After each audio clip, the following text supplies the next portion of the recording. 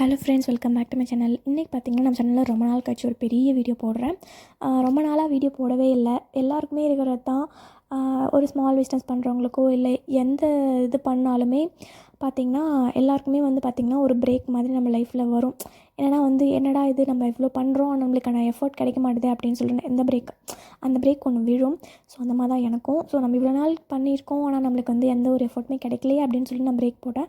But next கொஞ்ச நாள் கழிச்சு யோசித்து பார்க்கும்போது அட்லீஸ்ட் நம்மளுக்கு ஒரு 150 பேராவது நம்மளை வாட்ச் பண்ணுறாங்க அப்படின்னும் போது நம்ம அவங்களுக்காவது நம்ம டெடிக்கேட்டடாக இருக்கணும். ஸோ நம்ம இதுக்கப்புறம் கன்சிஸ்டன்சியாக நம்ம ஒர்க் பண்ணணும் அப்படின்றதுக்காக தான் நான் ஸ்டார்ட் பண்ணியிருக்கேன்.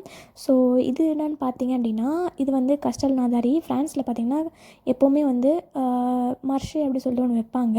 பட் இது மர்ஷே கிடையாது. மர்ஷே பற்றி நான் வேறு வீடியோவில் சொல்கிறேன். இது பார்த்திங்கன்னா இந்த எத்தெல்லாம் சம்மர்லாம் ஆரம்பிச்சிட்டாங்க அப்படின்னா அவங்க யூஸ் பண்ண வின்டருக்கு அவங்க யூஸ் பண்ண திங்ஸ் எல்லாமே சேல்ஸ் பண்ணுவாங்க.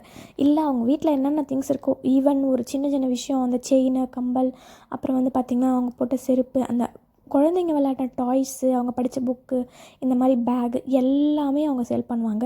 ஸோ இது பார்த்திங்கன்னா செகண்ட் ஹேண்ட் ப்ராடக்ட். இது நிறைய பேர் வாங்குவாங்க, சில பேர் வாங்க மாட்டாங்க, சும்மா பார்க்குறதுக்காக வருவாங்க. ஸோ இதை இந்த மாதிரி ஒரு மார்க்கெட் மாதிரி இந்த சண்டே டைமில் வைப்பாங்க. ஸோ இந்த மாதிரி ஒரு சம்மர் ஆரம்பிச்சிச்சு அப்படின்னாலே இங்கே இந்த மாதிரி பண்ணுவாங்க. இங்கே மட்டும் இல்லை, ஃப்ரான்ஸ் ஃபுல்லாகவே பார்த்திங்கன்னா நான் செகண்ட் ஹேண்ட் ப்ராடக்ட்லாம் ஒரு டே ஃபிக்ஸ் பண்ணி அந்த டேயில் விற்பாங்க. மர்ஷே அப்படின்றது அதை